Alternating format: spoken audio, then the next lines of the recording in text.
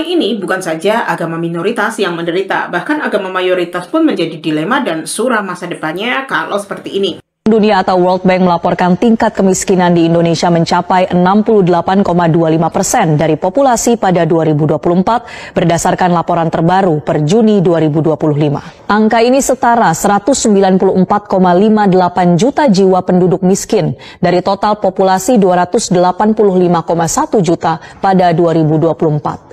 Angka itu mengalami peningkatan dibanding tingkat kemiskinan 2024 yang tercantum berdasarkan laporan Macro Poverty Outlook April 2025, yakni hanya 60,3% atau 171,9 juta penduduk miskin.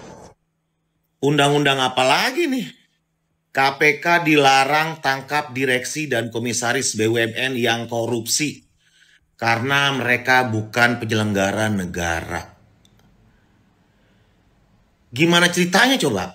Nah, kita sebagai warga negara Indonesia yang beragama wajib tahu apa yang terjadi di masa depan nanti ya. Sebab jika negara tidak makmur, rakyat menderita, tentu agama salah satu jalan upaya untuk mencerai-beraikan Indonesia.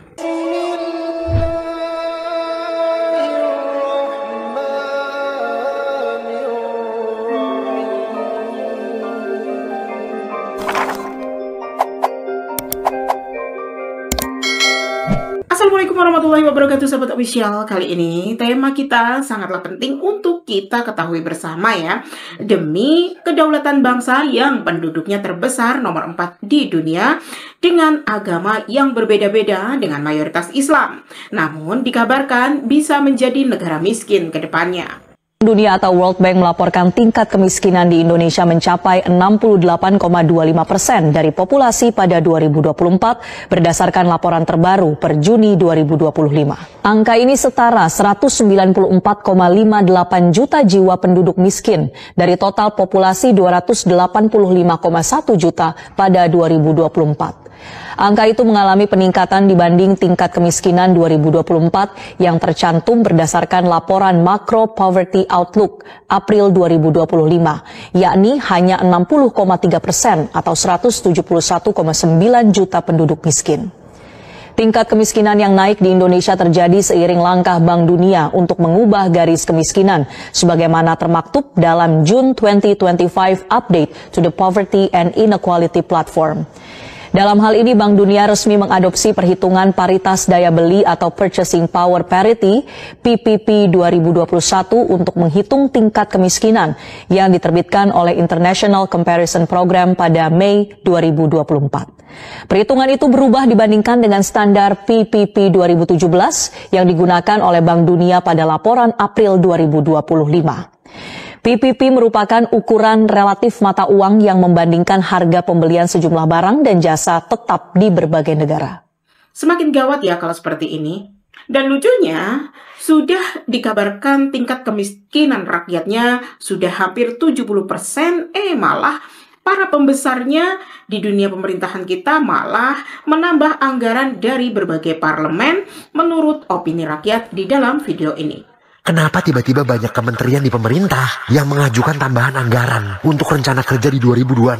Apakah ini berarti kebijakan untuk efisiensi udah beres? Atau jumlah tambahan anggarannya nggak seberapa? Sehingga masih bisa disebut efisiensi. Lantas kementerian mana aja yang minta tambahan anggaran? Dan alasannya apa? Penasaran? Nonton sampai habis. Gue bantu ringkasin. Saya mau bicara tentang kementerian kekurangan uang jajan. Buat yang belum tahu, pada Senin 7 Juli, DPR menggelar rapat kerja dengan kementerian dan lembaga untuk ngebahas RAPBN 2026 serta rencana kerja. Di rapat ini, beberapa kementerian ngajuin tambahan anggaran. Di antaranya, 1. Ada Kementerian Kelautan dan Perikanan yang minta tambahan sebesar 13,1 triliun rupiah. Ini untuk mendukung swasembada pangan dari protein ikan, peningkatan kesejahteraan masyarakat pelaku perikanan, dan hilirisasi industri perikanan. 2. Kepolisian Republik Indonesia. Kebutuhan anggarannya sebesar 173,4 triliun rupiah, yang berarti ada tambahan sebesar 63,7 triliun rupiah. Ini ada untuk belanja pegawai 64,9 triliun, belanja barang 47,6 triliun. 3. Komdigi. Mereka minta tambahan sebesar 12,6 triliun rupiah. Ini untuk pengembangan dan penguatan infrastruktur digital, komunikasi publik dan media, dan masih banyak kementerian dan lembaga lainnya yang juga minta tambahan uang jajan. Katanya hemat, tapi kok Menteri Prabowo ramai minta tambahan anggaran?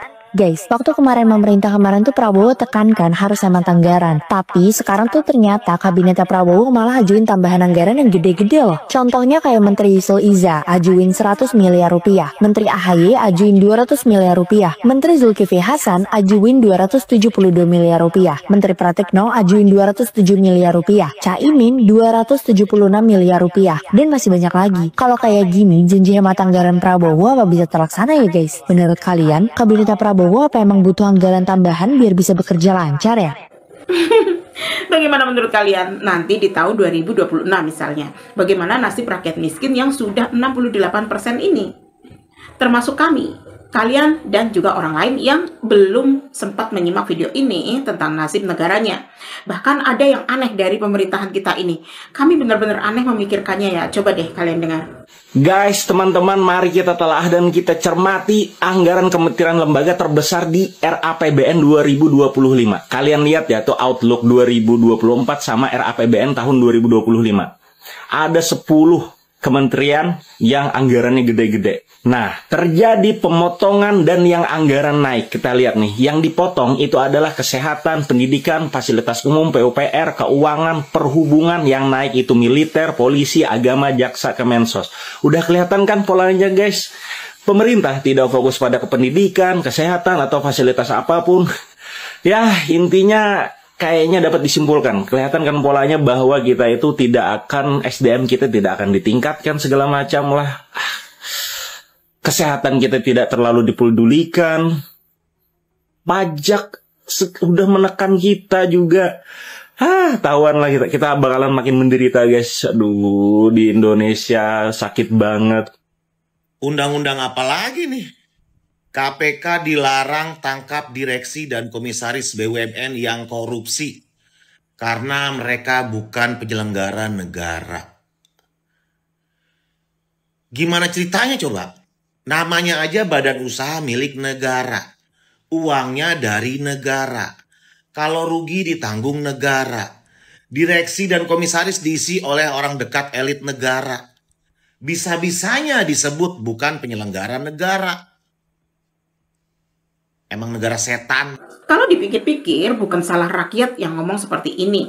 Mereka yang bekerja di pemerintahan tidak akan ambil pusing karena hidup mereka digaji oleh rakyat. Justru yang menderita adalah rakyat kecil. Pencari nafkah, lalu dibebankan bayar pajak ini dan itu. Dan pada akhirnya uangnya pun dikorupsi. Sekiranya hukum di Indonesia ini ditegakkan seperti di Cina, tentu tingkat kemiskinan di Indonesia tidak akan begitu besar hingga hampir 70%. Lalu bagaimana ke depannya nanti?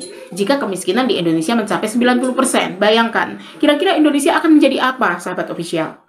Jika rakyat makmur dan tingkat kemiskinan dapat diperkecil, pastinya toleransi akan terjaga dengan baik. Namun sebaliknya, jika angka kemiskinan bertambah, tentu akan semakin meningkat angka pemurtadan. Sehingga akan terjadi banyak provokasi-provokasi di mana-mana, khususnya yang paling rentan dan mudah meledak, yaitu soal intoleransi atau intoleransi beragama di Indonesia.